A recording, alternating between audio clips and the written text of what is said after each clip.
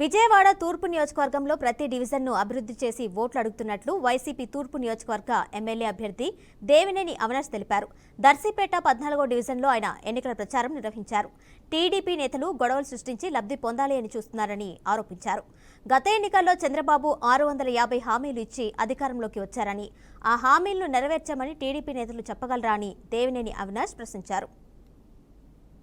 ప్రతి ఒక్క ఇంటికి గారు వెళ్ళి ఈరోజు జగన్మోహన్ రెడ్డి గారు చేసిన సంక్షేమ కార్యక్రమాలు ఈ యొక్క 5 సంవత్సరాలు, అదేవిధంగా ఈ 4.5 సంవత్సరాలు 5 సంవత్సరాల కాలంలో జగన్మోహన్ రెడ్డి గారు ఒక నాయకత్వంలో జరిగిన అభివృద్ధి కార్యక్రమాల గురించి ఈరోజు ప్రజానీకానికి వివరిస్తుండగా జరిగింది. ఈరోజు ప్రతి ఒక్కరి గారు ఎంతో సంతోషంగా, మరీ ముఖ్యంగా దర్శిపేట ప్రాంతంలో రోడ్లు కానివ్వండి, డ్రైనేజ్ కానివ్వండి, అండర్ గ్రౌండ్ డ్రైనేజ్ కానివ్వండి, ప్రతి ఒక్కటి గారు వాటర్ లైన్ కానివ్వండి, ప్రతి ఒక్కటి గారే ఈరోజు జగన్మోహన్ రెడ్డి ఒక నాయకత్వంలో సాంబయ్య గారు కార్పొరేటర్గా అయిన తర్వాత ఈ యొక్క 5 సంవత్సరాల్లో మేము పూర్తి చేసామని చెప్పి సందర్భంగా చెప్పుకోగలుగుతున్నాం.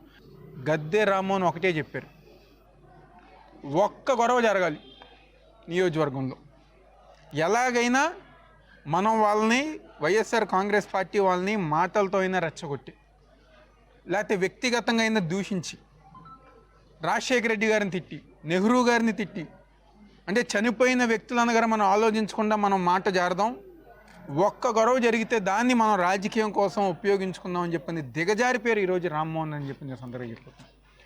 ఈరోజు 70 సంవత్సరాల వ్యక్తి హోందాగా ప్రవర్తించకుండా, గౌరవంగా ప్రవర్తించకుండా, ఈరోజు రాజకీయం కోసం, ఓట్ల కోసం, ఈరోజు నిజంగా వాళ్ళకి కనుక సిగ్గుసారం ఉంటే, నిజంగా దమ్ము ధైర్యం ఉంటే 2014 నుంచి 19 దాకా వాళ్ళు ఏ కార్యక్రమాలు చేశారు, 19 నుంచి 24 దాకా మేమేం కార్యక్రమాలు చేశారు చెప్పే దమ్ము మాకుంది, వాళ్ళకుందా? వాళ్ళు ఏ కార్యక్రమాలు చేశారు చెప్పుకోవటానికి ఒక్క కార్యక్రమం ఉందా? అబద్ధాలు ప్రచారం, అసత్య ప్రచారాలు, చనిపోయిన వ్యక్తుల మీద దూషణలు, లేని వ్యక్తుల మీద విమర్శలు, ఈరోజు మాకు సంబంధం లేని విషయాలు, మాకు అవగాహన లేని విషయాలని ఈరోజు మా పైన నింద వేసే విధంగా ఈరోజు డ్రగ్ మాఫియా అంటారు, లేకపోతే మద్యం మాఫియా అంటారు, ఇంకేదో అంటారు. 5 సంవత్సరాలు మీ ప్రభుత్వంలో ఏం జరిగింది? కాల్ మనీ సెక్స్ ర్యాకెట్ జరగలేదా? దానికి ఈరోజు గద్దె రామ్మోహన్ ఒక కారణం కాదా? అదేవిధంగా బెట్టింగ్లు కానివ్వండి, ప్యాకెట్ కానివ్వండి, గద్దె రామ్మోహన్ ఆడేవారు కాదా? ఇవన్నీ కాదు అని చెప్పమని చెప్పండి ఏ ఒక్కరినైనా.